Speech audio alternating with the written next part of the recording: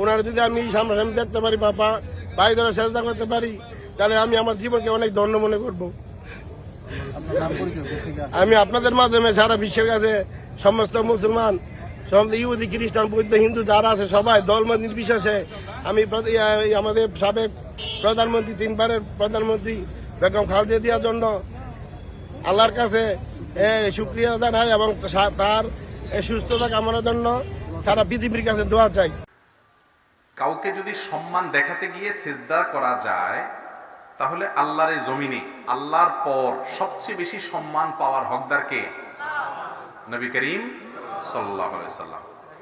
নবী করিম সাল্লাল্লাহু আলাইহি সাল্লামকে সম্মান দেখাতে গিয়ে, শ্রদ্ধা দেখাতে গিয়ে সাহাবায়ে কেরাম সিজদা করেছেন? কি বলেন? কোন সাহাবী নবী করিম সাল্লাল্লাহু আলাইহি সাল্লামকে ভক্তি করতে গিয়ে, কোন সাহাবী কেন, সব সাহাবী তো তার সিজদা করার কথা, ঠিক না ঠিক?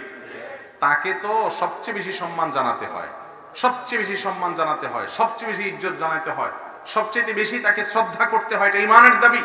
সাহাবায়ে কেরাম তাকে কত বেশি সম্মান জানাইতেন, কিন্তু সেই সম্মান জানানোটা তারা কি সিজদা দেওয়ার মাধ্যমে প্রকাশ করেছেন? যদি সবাই এরকম করতেন তাহলে হাজার হাজার হাদিস পাওয়া যেত এরকম যে নবী করিম সাল্লাল্লাহু আলাইহি সাল্লামকে সম্মান জানাতে গিয়ে সিজদা করেছেন সাহাবীরা।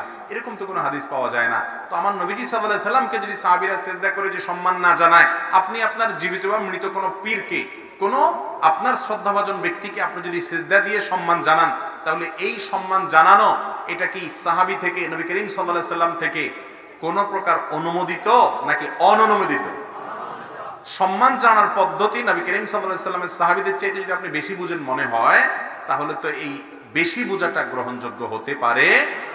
সিজদা এটা ইবাদত। সিজদা এটা কি? শুধু ইবাদত না, মৌলিক ইবাদত। আর এই ইবাদত শুধুমাত্র কার হবে? আল্লাহর হবে। আপনি এটাকে তাজিমি সিজদা কেন বলবেন?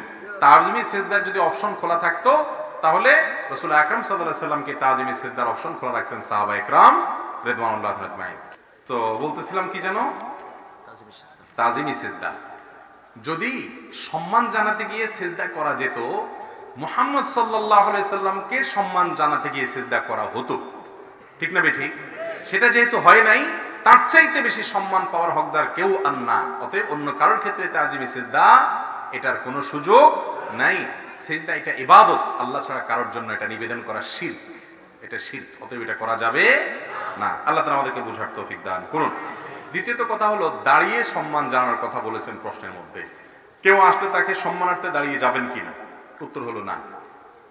স্কুল কলেজ সহ, অফিস আদালত সহ সারা দুনিয়াতে এই প্রথা প্রচলিত আছে ঠিক, কিন্তু আমরা যখন কোরআন এবং হাদিস থেকে উত্তর জানার চেষ্টা করব, তখন দেখি নবী করিম সাল্লাল্লাহু আলাইহি সাল্লাম নিষেধ করেছেন কাউকে সম্মান দেখানোর জন্য দাঁড়িয়ে যে সম্মান দেখাবে না।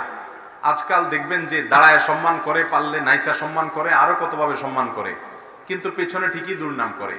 নবী করিম সাল্লাল্লাহু আলাইহি সাল্লাম যে সম্মান শিখিয়েছেন, সেই সম্মান কি? যে অন্তর থেকে শ্রদ্ধা হবে, সম্মান হবে। আপনার সাথে বেয়াদবি করা হবে না, আপনার নির্দেশকে লঙ্ঘন করা হবে না, আপনার যৌক্তিক কোন নির্দেশনাকে অমান্য করা হবে না। সামনে আপনাকে শ্রদ্ধা দেখানো হবে, পেছনেও শ্রদ্ধা দেখানো হবে। এটা হলো আসল শ্রদ্ধা। সামনে দেখলে একেবারে লম্বা দাঁড়া হয়ে আসসালামু আলাইকুম স্যার, ভাই, বড়মা, বড় ভাই, চাচা, আঙ্কেল বলে একেবারে গাল শুকিয়ে ফেললেন, পিছনে চলে গেলে আপনার আজে বাজে মন্তব্য করলেন। এটা কি সম্মান দেখানো হলো? না। নবী করিম সাল্লাল্লাহু আলাইহি সাল্লাম দাঁড়িয়ে সম্মান প্রদর্শন করার নিষেধাজ্ঞা আরোপ করেছেন। তবে কেউ যদি অসুস্থ আছেন, মুরব্বী আসেন, তিনি বাহির থেকে আসলেন, তাকে একটু ধরে হেল্প করা লাগে, বসানোর জন্য চেয়ারটাতে আগায় দেওয়া লাগে, এই সমস্ত কাজে দাঁড়ানো নিষেধ নয়। কারণ একজন সাহাবী অসুস্থ অবস্থায় আসছেন, নবী করিম সাল্লাল্লাহু আলাইহি সাল্লাম বলেছেন তোমরা দাঁড়াও তাকে ধরার জন্য, অর্থাৎ তিনি অসুস্থ ছিলেন, তাকে ধরে হেল্প করার জন্য দাঁড়িয়ে সাহাবীদের অনেকে অগ্রসর হয়েছেন, সেটা ঠিক আছে। নিছক সম্মানার্থে দাঁড়িয়ে যাওয়া এটা কোনো সুন্নাহ নয়।